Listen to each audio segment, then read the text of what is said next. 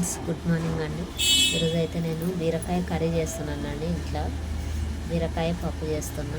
చాలా బాగుంటుందండి కాంబినేషన్ బీరకాయ పప్పు. ఈ బీరకాయ గురించి అయితే కొంచెం నాకు తెలిసిన ఆరోగ్య చిట్కాలు చెప్పాలనుకుంటున్నాను. బీరకాయ అయితే చాలా పోషక విలువలు ఉంటాయండి ఇందులో. ముఖ్యంగా ఇందులో ఫైబర్ ఉంటుంది. ఈ ఫైబర్ వల్ల మనకు రక్త ప్రసరణ మంచిగా జరుగుతుంది, రక్తం శుద్ధి చేస్తుందండి. అలాగే పీచు పదార్థాలు ఉంటాయి కదా ఇందులో. ఈ పీచు వల్ల మలబద్ధకం అనేది పోతుంది, లోపల పేగులను మంచిగా క్లీన్ చేస్తుందండి ఇది.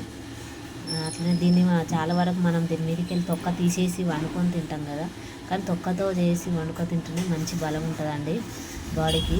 ఈ తొక్క తీసేయడం వల్ల అసలు అంతగానం ఏముండదు. పీస్ అనేది తీసేసినట్టు అవుతుంది. పీసు తినడం వల్లనే మన హెల్త్కి చాలా మంచిదండి. దీని ద్వారా మలబద్ధకం తగ్గిపోతుంది, ఆరోగ్యానికి చాలా మంచిది, రక్తాన్ని శుద్ధి చేస్తుంది, చాలా పోషక విలువలు ఉన్నాయి. ముఖ్యంగా దీంట్లో ఫైబర్ ఉంటుంది, అలాగే విటమిన్లు, ప్రోటీన్లు చాలా ఉంటాయండి. ఇది బాడీకి చాలా మంచిదండి, ప్రతి ఒక్క పార్ట్కి మంచిగా ఉపయోగపడుతుంది. అలాగే మనము ఈ తొక్క చేస్తాం కదా, ఈ తొక్క వల్ల కూడా మంచి ఉపయోగాలు ఉన్నాయండి. ఈ తొక్కతో కూడా మనం మంచిగా చట్నీ చేసుకోవచ్చండి. దీని ద్వారా కూడా ఎట్లాంటి తొక్క తీసి మంచిగా గడుక్కొని దీనికి వట్టిమిరపకాయలు వేపుకోవాలి, వెల్లుల్లిపాయలు వేసుకోవాలి.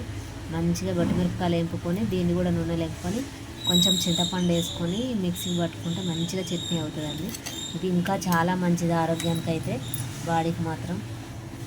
ఈ బీరకాయ వల్ల అయితే చాలా ఆరోగ్య ప్రయోజనాలు ఉన్నాయి కాబట్టి అందరూ మంచిగా తింటే బాగుంటుందండి. వారానికి ఒకసారి అయినా తినండి వీటిని, ఓకేనా. బీరకాయ చాలా ఉపయోగాలండి అసలుకి హెల్త్కి, ఓకేనా ఫ్రెండ్స్. వారానికి ఒకసారి అయినా తెచ్చుకొని తినండి, ఓకేనా. Bye friends. నా ఛానల్ నచ్చినట్లయితే షేర్ చేయండి, లైక్ చేయండి, సపోర్ట్ చేయండి ఫ్రెండ్స్, ఓకేనా. బాయ్.